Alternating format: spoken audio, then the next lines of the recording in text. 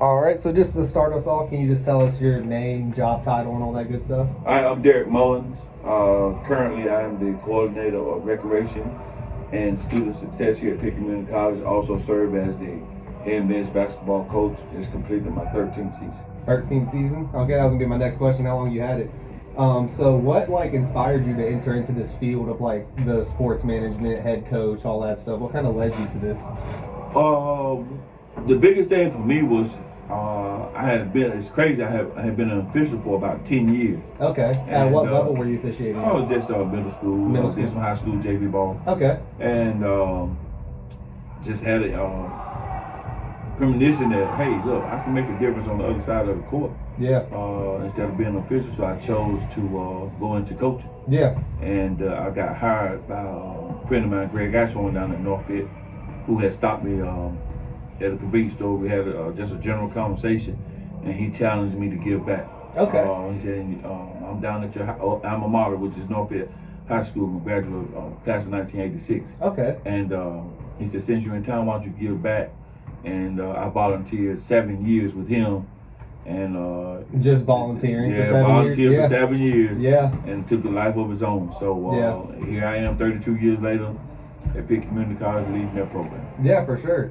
So, so you just spoke about those two. What about any other type of jobs you've had on the way? They don't even have to be sports related. Just any other type of jobs you had on your path. My last stint was still dealing with kids. I dealt with kids that have behavior issues. Okay. Behavior issues. Had to create some avenues and some interventions, mechanisms that will allow them to cope better in high school and within their community. Yeah. So I've basically been dealing with kids pretty much the last quarter century of my life. Yeah. Either through basketball camps, community support services, behavior intervention specialists, and then coaching on a collegiate level. Yeah, for sure. And you said you've been doing that for 13 years? Or at here anyway. Here at Pitt Community College, yeah. So out of all those jobs, what would you say would your favorite and least favorite be?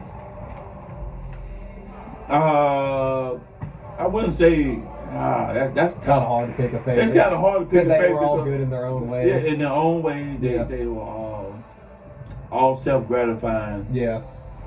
To some, but I know my biggest transition was middle school. Yeah. When I first got recommended and hired for a middle school job, I literally had to coach both teams. That was the middle school girls and middle school boys. Oh man! And that was a total contrast from finishing one ball game and transitioning into a second ball game within an hour and a half span. Yeah. But I think that was probably just most interesting job I've had, and both teams were successful though. Yeah, that's good. I did that right here in town. So that's you the got one a lot that sticks out to me. from there when you did that. Yeah. But you don't think there was probably a least favorite? You kind of enjoyed them all in their own right. There wasn't really. Yeah. Yeah. I don't. You can't ever lose when you're working with kids. When you're giving, so it sounds like everything you've done has just been given back to the community. So it's really hard to be disappointed with that. Yeah, it's hard to say you're disappointed. Yeah. Some things don't always go your way, or you come up short of your goal sometimes. Yeah. But man, I tell you, I can't say I'm gonna have one of those. That's I'm not dealing with kids. I just don't see it. Yeah, for sure. That definitely makes sense. So, in your current role right now as the director of the athletics here at Pitt, could you walk us through just like what like a typical day would look like? Well, for me, I'm a head men's basketball coach, but I head up the recreation and sports side. Okay. So for me, a typical day for me is showing up, making sure that the student, staff, and faculty have access to the gymnasium. Yeah. From right now, our current schedule is Monday through Friday from 10 to 2, with the exception of early college in the spring semester. And then our Pitt Community College intercollegiate volleyball team, I've scheduled them to have the gym from 4 to 6. Okay. And then men's basketball practice will pick up 10 minutes after that. The 6:10 we'd normally go till about 8:50. Okay. On any given night. So that's a typical day. So you're in here good like 12, 13 hours a lot of days. That's what my wife says. All the time. So but I wouldn't trade it for the world, because some fact is I drive over probably about 8 to 10 miles every day, knowing that I'm gonna have the opportunity to impact some child's life on any given level throughout the day. and we're typically going to have anywhere between 35 to 50 kids Yeah. in the gym on those days. Oh, Early wow. college, early Yeah. college, random students that's coming in that's part of the Pitt Community College Bulldog family. So that's the typical day for us. And Yeah. then in the off season, I'm also going home trying to recoup some time with the wife. When you can. Yeah, when I can, and then work on my recruiting. Yeah. But a typical day for me would be Monday through Friday.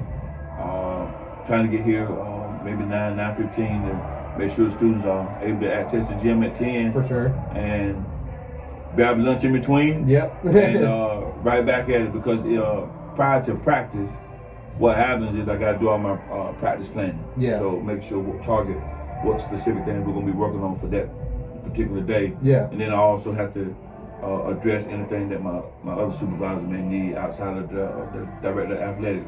So I'll try to juggle both components all throughout the day before the kids get here. Yeah, you kind of started answering my next question too. Just how do you prioritize those tasks and manage your time effectively to make sure you get everything done and all your superiors satisfied with what you're doing? Well, a few years back I incorporated the signal lesson, traffic light.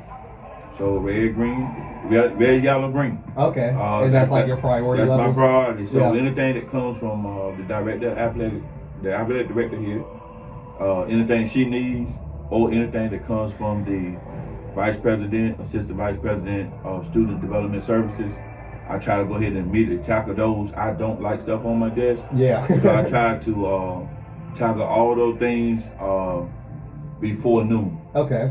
And then I'll try to transition to my recreation sports piece, and that's dealing with the students or recommendation or suggestion about programs they would like to see at Pitt. Yeah. And then from 2 to 3, I try to go and spend some personal time with myself, read, and grab some lunch, and then come back around 3:15, 3:30 before volleyball comes in, and create a practice plan for the day's activity and carry out the practice plan, send them home, and then go home and try to reconnect and have a decent meal before 10 p.m. Yep, for sure.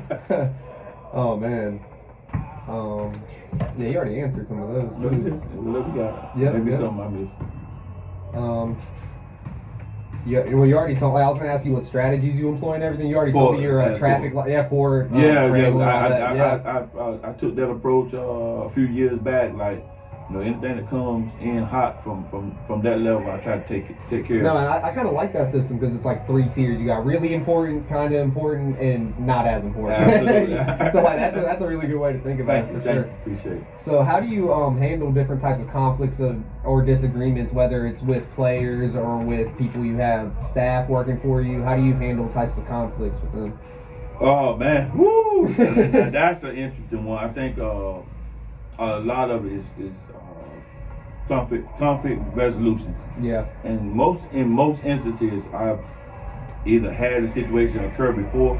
I'm a big learner from experience. Mm-hmm. So in most situations, a scenario has already arisen. Yeah. I've had to handle, and then I kind of dig back into what transpired then and try to resolve it in a civil manner. Yeah. But I'm very direct. Yeah. I don't believe in a lot of drama. I like to tackle things head on. See, can we get things resolved immediately? And once we talk things out, so I would listen to the individual first.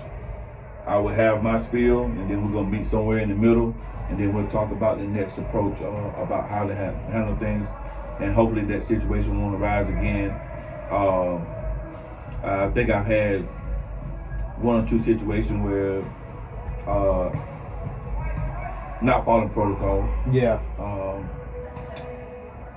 Coming in, making sure that all waivers are signed by students. Yeah. So you have to sign in at the front desk. So that's all part of the customer service. Yeah. So if I ask the staff to conduct themselves in a professional manner, then I expect the students, staff, and faculty, when they sign in, to do the same thing. Yeah. It's just common courtesy, both words. So we try to sure. eliminate a stop. We try to be more proactive than reactive. Yeah. You know what I'm saying? For sure. So take care of things up front. Yeah. Come in, you sign in, or scan your ID, sign the waiver.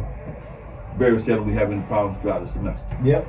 All right. Yeah. So those we try to, like I said, get ahead of everything, and but the other thing, the biggest piece is having good staff. Yeah. Not all is well. Not all. You're gonna have some problems throughout, but surround yourself with good people that's diligent, self-motivated, and willing to carry out some of the things that you already have established in basketball, or whether it's in my current job, as a coordinator of recreation and student success. So all those things come into parlay. Yeah, for sure. So, kind of going off your communication style a little bit, though, you would say you have a very direct communication style. I am very direct. Yeah. I don't like to waver. Yeah. I don't want anybody I don't want you leaving and not understanding exactly where I'm coming from. Yeah. Because I think most things can be resolved through communication. For sure. Even if you had to take a pause and come back later. Yeah. And just say, hey, listen, first encounter didn't go too well. Can we have another sit down and just kind of rehash some things? For sure. And let me get a few more viewpoints out. And if you continue to dialogue or communicate a little bit back and forth, it's just like massaging biscuit dough. Eventually you'll be able to get that thing circled out and be able to put it in. Eventually it's gonna work out fine. But it's a little bit massaging both ways. Yeah. But one thing you don't ever want to leave a person, don't ever leave them hanging, not knowing. Yeah. That's the worst thing. Take the gray area out. Yeah, take the gray area, or have a person leave and say, did we accomplish anything in it? Yeah. That's not good for either party. You either need to say you're going to come back and do it later, or you guys came to the solution that you needed to. This is how we're going to move forward. Yeah, for sure. And it's okay to agree to disagree. Yeah. Sometimes you have to. You have to. Yeah, but I mean, it seems like where you're coming from, though, most of the time you're super like strong on the policies and stuff. There isn't really a lot of gray area. It seems like when you are coming from a place, pretty much everything it sounds like you're saying is you come from the place of policies, procedures, and what you find like morally like applicable for the situation. Well, you raise a good point. Yeah. I think that because those things are in place for a reason. Yeah. Whether we agree with them or not. But just think about society if you don't have rules and regulations. Exactly. It'd be the wild, wild west. Yep. So people even if you don't understand it. Correct. Completely. Correct. And I think some people they're in place for a reason. And it's more about enforcement. Yeah. You want to reinforce what's already in place. For sure. But now, the reason I am the way I am when it comes to the candidness and directness is because of my heart. If Jacob walked in here, I want Jacob to feel that this is a safe space for him. Yeah. And that no matter what goes on throughout the day, for these hour or 2 hours that this gymnasium is open, he's comfortable. Yeah. And that's what I look for. Yeah, that is what the gym is for a lot of these people, man. Like you come out here and it's just like you can just kind of forget about your day and just kind of just go out there and play basketball, work out, do whatever. You nailing it, man. Because like I told them, for some it's a getaway. Yeah. For some it's about growth. Some I've been told, they say, look, man, it's just where all my friends are. Yeah. So I want to be in the company of my friends, and most of my friends hang out in the gym. Yeah. But and then some have told me that this is the only place that they don't really have to worry about being graded. Yeah. They don't have to turn in no assignment. They just can come and focus on themselves. Yeah. And I told them that's a great opportunity. It is, man. Every single day that this place is open, you have the opportunity to come in and do Yeah, for sure. And I mean, I've seen it personally. Like, you just have such a big impact on all the students here. I feel like their pit wouldn't be able to do much without you. Wow. That's how it feels anyway. I just feel like you have such a big impact. It wouldn't be the same without you here, man. You're very gracious. I appreciate that. Yes, sir. So moving on, can we discuss the importance? Do you do any type of like networking with any other type of sports managers or anything? And I'm part of NERSA, which is a national organization in the United States and globally, where I have mentors that I talk to at least 2 or 3 times a semester. Okay. About implementation of programs and things like that that's going to benefit the student. And then I also am a member of the NABC, which is the National Association of Basketball Coaches, where typically I go out to the NCAA Final Four. Okay, really? And I have a huge network there, and I'm a part of a mentor circle where I'm mentored, and I'm also a mentor for some mentees. Oh, wow. In the basketball realm. Yeah. So when it comes to that, I do have a pretty good network of individuals that at least I can rely on and bounce ideas, concepts, and different mechanisms about how they're doing things. All those things from a 2-year school and a 4-year institution vary. Sometimes and periodically, the administration here has been able to help me adapt. And although we not have the big budgets, they've allowed me to do things over time that would benefit and serve the students, staff, and faculty. So I've been very gracious for those efforts. Yeah, so that networking and stuff for you is very important. You feel like it has a big effect on like how you coach and mentor. And Absolutely. Okay. I don't see how you would survive. I think anybody that's going into the business world, coaching, entrepreneurship, should have a mentor. Yeah. You should have someone that you can bounce things off of without being judged. Yeah. Because they know that you're just trying to learn, and they've been in some of these same spots that you have been. Correct, and if they've already created a pathway, and they've been before you and bumped their head, why would you want to go on the same pathway and bump your head without getting guidance? That makes no sense to me. No, it doesn't. Not when people are out there willing to do it. They're all out there. They're everywhere. So do you collaborate with any other departments or stakeholders? I know you've mentioned the basketball campus. Yeah, can you just explain some situations like that? Well, anytime that you're dealing with, I'll take the basketball camp. I did that for 23 years right here in the city of Greenville. Well, you have to collaborate. Pitt County Schools, there's documentation and paperwork that you have to complete with them. And then you also have to establish good relationship.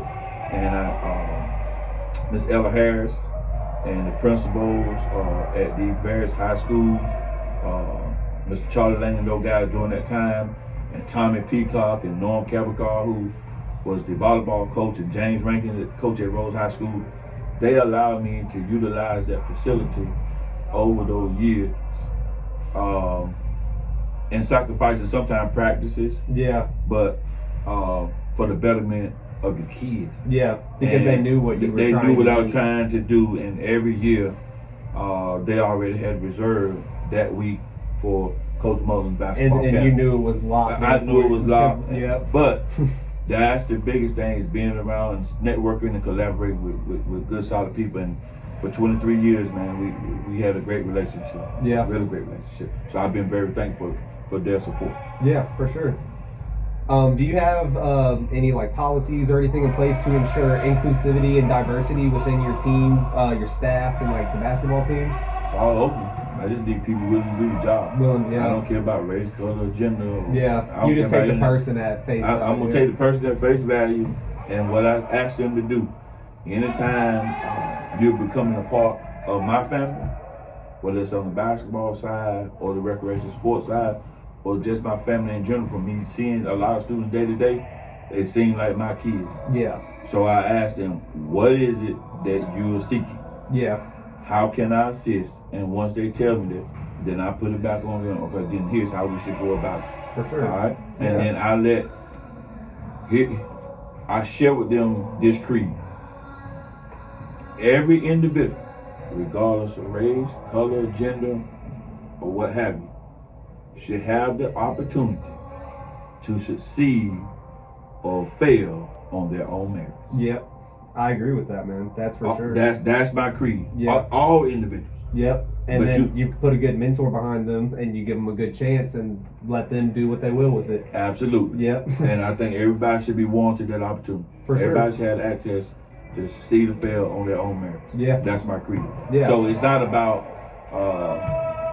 So I think it's maybe labeled DEI and all those things, but in order to bring somebody in to be part of the family, why not live by that creed? Yeah, no. And that way, if they fail, don't have anybody to blame but themselves. Yeah, exactly. And you gave them the opportunity, and it was up to them to put in the work and do it. And that's all most people. Give them opportunity. And that works for both the basketball and the all day long. Yeah. And when I'm recruiting, that's why I tell the players, I don't promise a player anything other at Pitt Community College other than an opportunity to be a student and an athlete during their duration here. Yeah. But if you do these things along the way, on the post graduation, as a student athlete, you've accomplished a lot. Yeah. In that time span. For sure.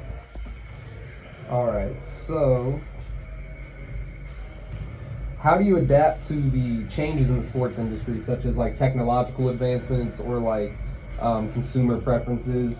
So like if there's like new technology to use, like new recruitment methods, maybe I don't know if you mainly do like paper applications or if you use like online websites, or what kind of technological advancements have you had to make a shift to? A combination of all. Combination of it. We're all over the place with that. There's constant changes now with technology. Yeah. We're trying to do things, I guess, quicker but more efficient. Yeah. Our synergy piece, a lot of times, the way I get ahead of it is by going to the conferences. Mm-hmm. When you attend the conferences, it's typically there's an outlay of exhibitors and vendors who are showcasing or displaying technology now and technology in the future. And I'll bring a lot of those things back and see how it will parlay into what we're doing here at the two-year institution.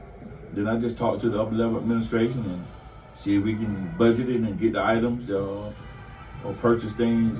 Most of it's done via websites. Yeah.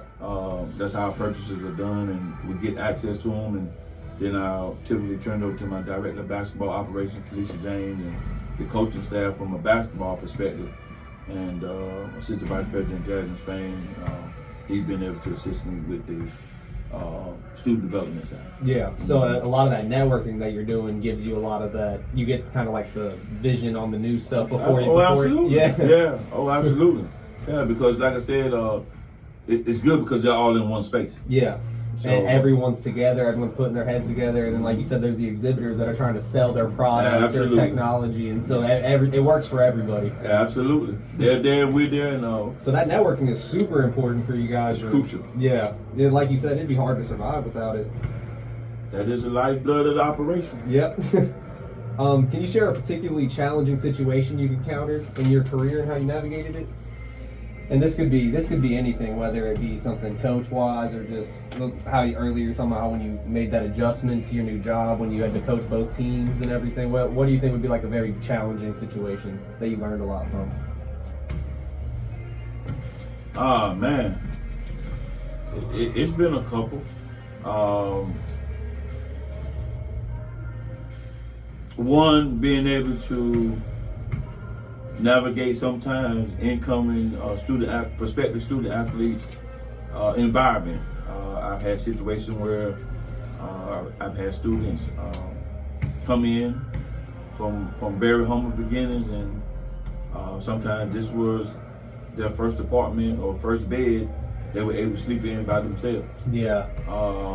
That kind of hit different. I've had players and I've had coaches to lose family members along the way. I've had to make adjustments there. I've actually lost my brother 2 years ago. Oh, wow. prior to practice. Oh wow. Yeah, that was tough. It's still tough. Yeah. To deal with. You know, when you get those type of phone calls in the evening right before practice, and you're not. I mean, you never expected, but never expected, and it's very hard to recover. Mm-hmm. And then one funny situation, but it wasn't funny at the time, is that we were in the heat of a ball game. I never forget this because this was between basketball and home. I have a son who's in coaching. He's assistant coach down at Cape Fear now, and me being the CEO of the operation, being the basketball team at the time, we were in a very tight ball game, free throw situation, and called a timeout, and we were going over some stuff, and my son jumps in and says, "Hey, Dad, why don't we do this?" I'm not doing that. I'm gonna do it my way. And post game, we end up losing by one, and going into the situation, we had a conversation, and it got back to his mother. Oh man, it didn't go good. That didn't go well. Like you said, that wasn't funny at the time. You got that phone call. Yeah, and she said, "Well, let's ask a question. You said all that after practice. You know, I'm gonna run the plays I want to play, but who do you think he's been on as a child and now as a coach, and he's seen you draw up plays before in the midst of situations like that before. Yeah. And then you're gonna go at him and that was very humbling, Yeah. but gratifying. But I had to, as the father, I had to go back and apologize to my son. Yeah. Because You weren't happy with how you handled the situation. Nobody was happy. Yeah. And like I said, the wife, she was definitely not happy. Yeah. My son was a little upset, but I had to be the bigger person. Yeah. And sometimes in that role, it's hard to tell people that you're wrong or you're sorry. Yeah. And I had to ask my son to forgive me. Yeah. Yeah, because although I thought I was right, I was wrong. Yeah. Yeah. And so I had to make amends for that. And yeah. I think showed true character on his part. Yeah. For accepting his dad's apology. And after a couple weeks at the house, everything's smoothed itself out. Well, I mean, that shows your character, everything you've been telling me so far, too. I mean, you're direct, and you'll tell them how you feel in the moment, and then you'll also go back and tell them that how you handled it was not correct. Yeah. And so, I mean, everything you've been telling me, man, it's just all coming together. What strategies do you use to employ? What strategies do you employ to motivate your team members, the members of the team, and also your staff? Say like bad loss of game, maybe a situation like you said when you miss in a tight situation like that or something. As I've gotten older, you have to pick your moments. Yeah. The way I try to ensure that I motivate them is put them in a role that they're going to be successful. Yeah. Everybody has their own identity. Everybody brings something to the table in their own unique way. I try to place them in those roles where they're going to shine. Yeah. With the understanding that I won't be able to do it by myself. So it's totally a team effort when you're talking about sports, unless you're in golf or tennis. Yeah. And then when it comes to the player, one is sharing the pillars with them, sharing the philosophy, and then also get feedback from them. That was very limited early on in my coaching career, because I probably thought I knew it all. Yeah. But now I do get a lot of players to give me some feedback or input. That's gotten better over time. And then I just hold them accountable, because the games are given. Yeah. But I try to put them in an environment where they're going to have to earn everything. And I try to make them as uncomfortable as possible. Like during their practices and everything? Absolutely. Yeah. In game, practice. Because you have to be able to operate uncomfortably. Well, you're going to have to be able to operate in this world uncomfortable. Yeah. Every situation is going to be different. Some days you're going to walk in and you won't know why your upper level administration or supervisor or your lead person is, they own one. They having a bad day. And you just saying, hey, I'm just here to go to work. Yeah. So you're uncomfortable. Yeah. But you've got to be there for the next 6 to 8 hours, so you got to figure out how to make it work. Exactly. And To you no still have fault to of meet your your own. goals for the day. Yeah. And you can't control it all. There's a lot of outside factors every day. Absolutely. Yeah, for sure. Just prepare them for that situation. Can you discuss the role of any sponsorships or partnerships you guys have here funding any programs or anything? Do you guys have any? Overall, I think athletics on their own, they have a fundraising mechanism. But as a basketball coach, that's why I said the networking piece is huge. I think right now for me, in our program, although we do have sponsors from the community, believe it or not, one of the biggest sponsorship right now resonates from me having 2 former assistants here. Yeah. Who went on, they moved out of state. They're doing very well for themselves. But I can pick up the phone and say, our team needs this, this, and this, and it's done. Oh, wow. Based on them being here, how they were treated, how I allowed them to grow, and now they're out. You're good to answer, man. Okay. Yeah, you're totally good. Yeah. It's not a problem. Hey. All right. We are back. How do you approach strategic planning for both your staff team and your basketball team? When in terms of like setting goals for like in terms of improvement for either like efficiency of the team or making sure that types of plans you would put in to make sure, how you were saying earlier, everyone signs the waivers when they come in, stuff like that. What types of plans do you use when you implement those? Another great question. Most of the time for myself, that's done during the month of June and July. Or like, so after going into the academic calendar year. Yeah. And the reason I say that is because working in student services, Assistant Vice President Jasmine Spain, there is a form that he sends out about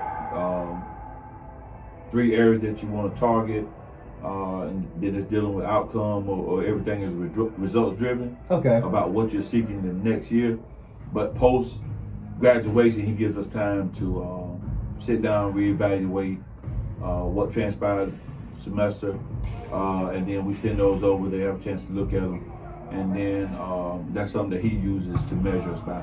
Okay. So all the little smart method, but he created that form many years ago, and under his leadership, we've been able to utilize that form, attack 2 or 3 different things over the year. But most of the time, it's post graduation when I'm able to come down a little bit, relax. Yeah.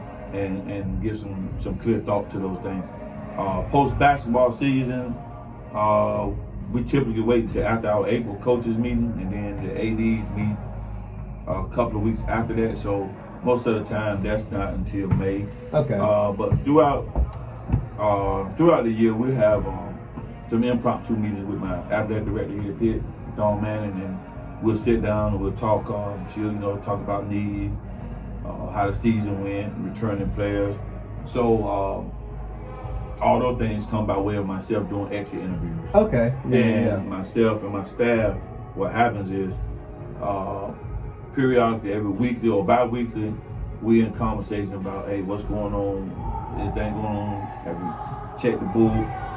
Is everything working electronically or technology-wise? Anything need to be fixed?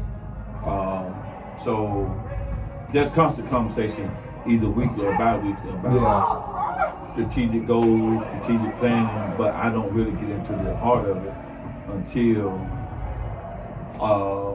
June. Yeah. July. So you kind of sit down, review how the year went, and then you try to see if you need to update any of your plans or strategies or anything like that. You do that. And also you have to understand sometimes the administration will come down with new policies and procedures. Yeah, so then you have to adjust. Then you have to adjust or make amendments to what you have to make sure that you're in alignment with the university or the institution. Especially when you've been in a career for this number of years, I'm sure you get a lot of changes. I mean, it has to happen every so often, especially like you said, the technology developing all the time. I'm sure you're seeing new policies and stuff every year, every couple of years that you have to adjust to. It's inevitable, and then not only that, you're starting to see a lot of changes with presidents, vice presidents, and overall senior management. Yeah. So you have to be able to adjust to new philosophies that those individuals may implement as well. But I tell people just stay consistent in doing what you're doing job-wise. Keep the same pillars, keep the same philosophy, and most of the time it'll bode you well and you'll be okay. For sure. So what would you say your most important lesson you've learned in your sports management career that helps you today, that you feel like you use often, or just a big one? Just be yourself. Be yourself. Be yourself. You tell somebody you're going to do something, do it. Accountability, accountability and being yourself. And then being able to look yourself in the mirror. Be happy. Always be able to look yourself in the mirror twice. One at night, knowing that you gave yourself opportunity to be better.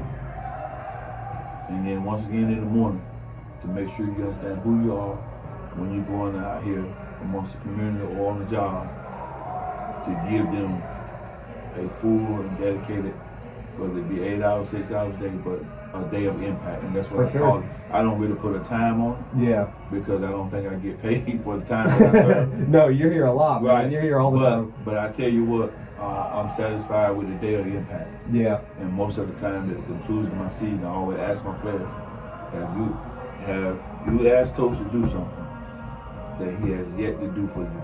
Yeah. And over the past 9 seasons, the answer has been no.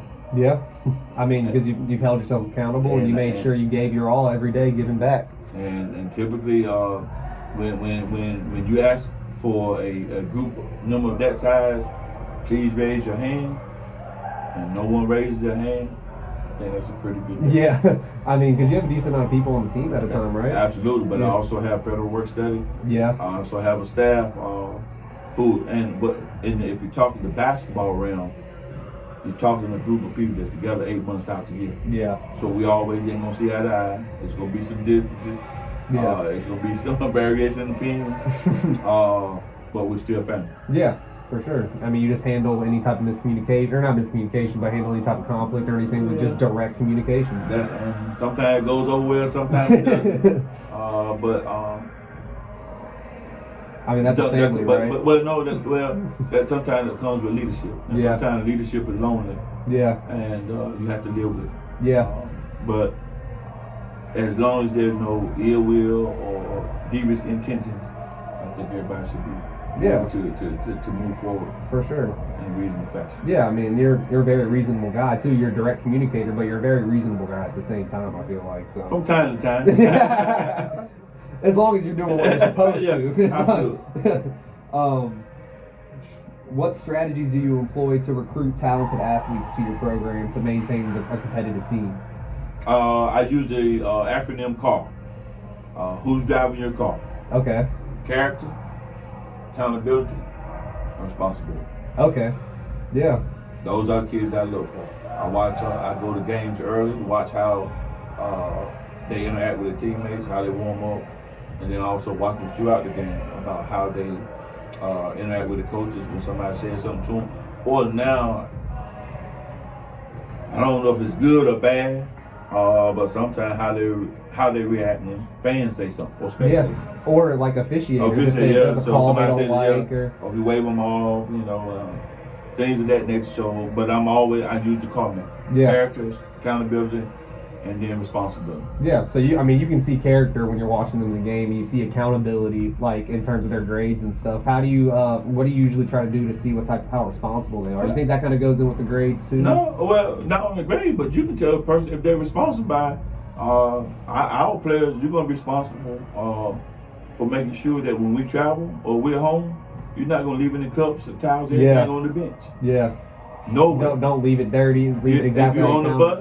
If you're on the bus traveling, you're not going to leave it in the trash. Yeah. Why? Because the simple fact is, there's somebody in facilities that didn't get a chance to go on this trip. Yep.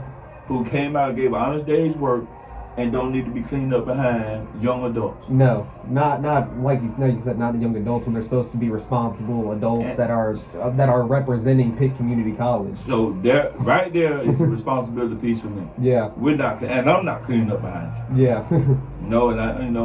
There are consequences when they pull that stuff. Oh yeah, for sure. Especially if it's like a repeat thing. No, it ain't gonna be no repeat. Yeah. It's gonna be one opportunity. Yeah. If you don't do it, then you're not gonna be coming with us. I'm gonna give you the consequences. Yeah. And it ain't gonna be pretty. Yeah. I mean, you gotta make sure that they're doing what they're supposed to, man. I mean, who's driving your car? Yeah, exactly. You're trying to shape them into being people that are respectable people and pick up behind themselves and do what they're supposed to do on a day-to-day basis. Yeah. Whether it's basketball, school, just life. Life in general. Yeah. So yeah, that key character traits, you already said that. How do you prioritize the academic success and overall well-being of your student athletes that you have? Oh, you just align them with the right people. Yeah. You were saying you have them with the required task coming hours. in first thing student athlete orientation, getting to know all the key players and departments on campus. Then meetings with the student athlete advisor. Then we also have a meeting with the tax department. Yeah. Then we also have a meeting with the Minority Males Success Initiative. We have a meeting with that area. Okay, that's good. And then we have a team meeting. Yeah. And then from there, my wife has a meeting. Okay. And she talks to them. So at least 5 or 6 opportunities are going to present themselves with. They understand exactly what we're supposed to be doing. Yep. And then the reason I say the 6th one is that they have the opportunity to call a meeting. Yeah, because you leave the door open. Leave the door open. Yeah. Right? So, okay, because this, okay, all right, let's talk about how we can fix that. For sure. Like if somebody is struggling, you'd be willing to help them find new ways. Absolutely. I mean, but you got to think about it. We got tasks. We definitely can't forget about the Office of Accessibility Service. Yeah, We can't because I have students that come in with challenge academically. Trio. Yeah. Sometimes you have first generation students. So it's an embarkment on a lot of where these students, athletes are coming from. Because I don't just recruit local. Yeah. I recruit regionally, and then I also recruit nationally. Oh, really? Because I'm always gonna start with the local kids. Yeah. And if they choose not to be here, then I start looking at surrounding counties, and then I'll give one or two individuals chance out of state, or from a national standpoint, I'm gonna go out and recruit nationwide. Yeah. Well, and that's been working over the last 13 years. So a lot of people here have not been from North Carolina? Oh, no, I have 2 kids on the team this year from Jupiter, Florida. Oh, wow. And Conley, Georgia. Oh, wow. Mom served in the military, and Coach sent me one from Florida, and I'm also, as we speak, emails coming in from him now. Yeah. About another kid that he's looking to send me. Okay. But it's all based about how you treat the kid that they sent before. Yeah, for sure. Yeah. So like that's like you're talking to the high school coaches? Yes. Okay, correct. yeah, and they're sending them straight to you because they want them to have the good opportunity here with you guys, to have the support system. I mean, I haven't obviously had the sports side here, but I went to Pitt here for a couple of years, and I mean, dude, the support was just great. I mean, it's a great education here, man. I mean, it's a great opportunity for people. And the key word is opportunity, but it's about what you make of it. Yeah, for sure. We're all given the same 24 hours about how we maximize. Yep. And doing what you want to do for Absolutely. yourself. Can you share a particularly rewarding moment or accomplishment in your career that you've had, whether it be like an accolade or a change or an improvement you made in someone's life or anything of that nature? I've had several.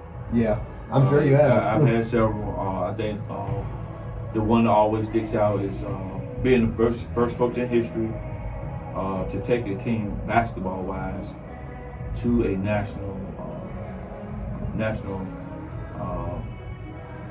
national championship opportunity. So I think that stands out.